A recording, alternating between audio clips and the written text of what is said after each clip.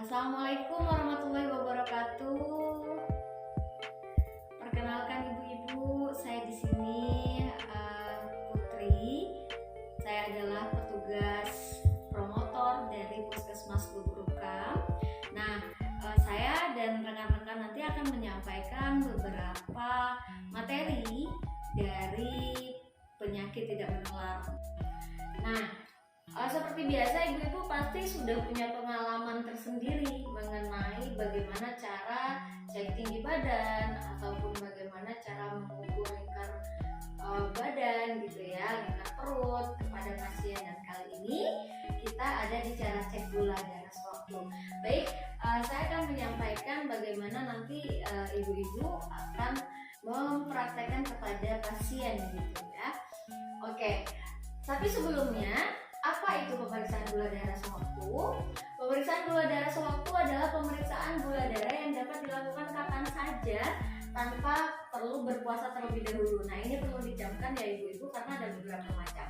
Pada pemeriksaan gula darah sewaktu itu akan menggunakan alat bernama glukometer, Bu. Nah, yang hanya memerlukan 1-2 tetes darah yang akan diambil melalui jari. Bagaimana hasil gula darah yang normal dalam satuan miligram per desiliter? Nah, ini ibu-ibu perlu ketahui, gula darah sewaktu, ini khususnya gula darah sewaktu ya, itu berarti kurang dari 200 mg per desiliter. Kalau nanti hasilnya di atas 250, berarti gula darahnya tinggi, itu dia sudah terindikasi diabetes. Ya ibu-ibu, merupakan saat kondisi gula darah lebih tinggi dari normal, itu namanya prediabetes. Terus juga, tapi perlu dicamkan ibu-ibu ya, kadar gula darah bisa naik turun, jadi tergantung dengan pola makan, aktivitas fisik sehari-hari, terus efek samping obat, faktor-faktor lainnya. Nah, yang harus kita ingat juga, pada umumnya perubahan kadar gula darah sewaktu-waktu masih termasuk wajar jika angka berubah tidak sangat drastis dalam waktu cepat. Misalnya jadi 210 atau 200 seperti itu ya ibu-ibu. Paham untuk sampai di sini? Itu saja, mungkin ibu-ibu nanti kita akan langsung ke prakteknya, di mana kita akan mengetahui bagaimana cek gula darah secara langsung seperti itu ya. Akan kita lanjutkan di sesi berikutnya. Baik ibu-ibu, terima kasih atas perhatian daripada materinya. Saya Putri, saya ucapkan Assalamualaikum warahmatullahi wabarakatuh. Assalamualaikum warahmatullahi wabarakatuh. Perkenalkan, nama saya Dr. Debbie Yunisrani. Saya bertugas di UPTD Puskesmas Lubuk-Rukam, Kabupaten Ogan Komering Ulu. Baiklah ibu-ibu sekalian, hari ini saya akan memberikan contoh tentang edukasi pengendalian faktor risiko penyakit tidak menular, yaitu tentang bahaya merokok. Rokok, seperti yang kita ketahui, sangatlah berbahaya bagi kesehatan. Namun sayangnya, pada masyarakat kita, rokok sangatlah diminati dan digemari, baik di usia muda maupun di usia tua. Padahal rokok ini mengandung banyak sekali zat-zat yang bersifat racun terhadap tubuh kita, seperti amonia, arsenik, dan sebagainya. Tapi ada 3 contoh zat yang terkandung dalam rokok yang sangat umum diketahui oleh masyarakat. Apa saja? Yang pertama, nikotin, di mana nikotin ini bersifat merangsang dopamin sehingga menyebabkan kecanduan pada perokok untuk merokok. Selain itu, nikotin ini dapat menyebabkan terjadinya sakit jantung. Lalu yang kedua, ada tar.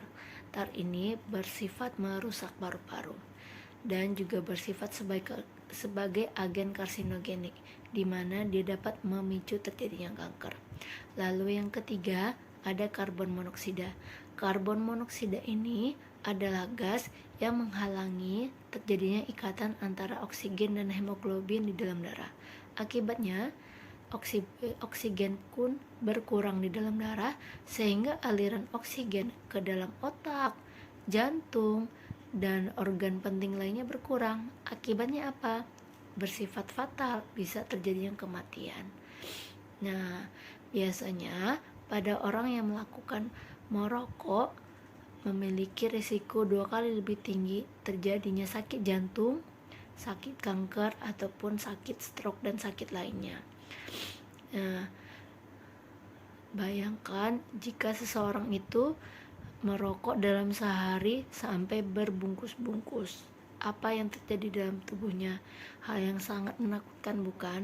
Oleh karena itu, jika ada saudara ataupun keluarga yang merokok, kalau bisa diharapkan untuk berhenti merokok. Nah, bagaimana caranya untuk berhenti merokok? Yang pertama, tanamkan niat dalam diri untuk berhenti merokok. Yang kedua, jika sudah ada niat untuk berhenti merokok, segera alihkan. Assalamualaikum warahmatullahi wabarakatuh. Selamat sore, perkenalkan nama saya Teresa Apriani Eskepner. Saya adalah perawat yang bekerja di UPTD Puskesmas Lubuk Rukam di daerah Kabupaten Ogan Komering Ulu, Sumatera Selatan.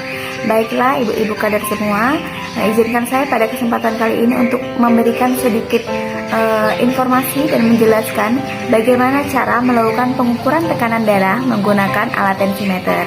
Alat tensimeter sendiri itu ada 2 macam, yaitu alat tensimeter manual dan juga alat tensimeter digital. Nanti saya akan memberikan contoh mana itu alat tensimeter manual dan mana itu alat tensimeter digital, serta cara melakukan pengukuran tekanan darah menggunakan alat tensimeter itu sendiri. Berikut penjelasannya, mari kita simak bersama-sama.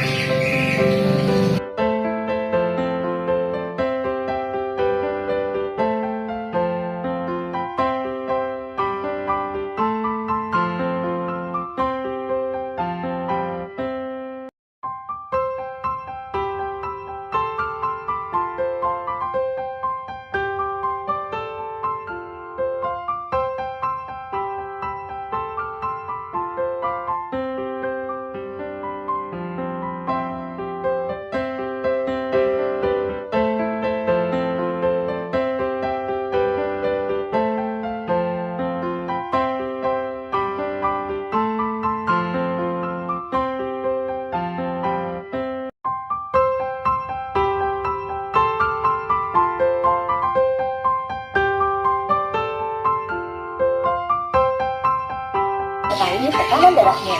Ukur tekanan darah dengan baik dan benar. Jika Anda baru selesai beraktivitas, istirahatlah dulu selama 5-10 menit. Dianjurkan buang air terlebih dahulu. Gunakan mindset sesuai standar. Pastikan baterai cukup daya. Duduk bersandar. Lengan dan siku menempel di atas meja. Lengan baju tidak dilipat. Telapak kaki rata menyentuh lantai. Letak mindset sejajar dengan posisi jantung kira-kira 2 jari di atas siku. Jangan bergerak dan berbicara selama pengukuran. Lakukan pengukuran tekanan darah 2 kali dengan jeda 1-2 menit. Ambil nilai rata-ratanya. Konsultasikan ke dokter bila perbedaan hasil pengukuran pertama dan kedua lebih dari 5 mm Hg. Atau jika tekanan darah Anda kurang dari 90/60 atau di atas 140/90. Cegah hipertensi, tekanan darah terkontrol, Anda selamat.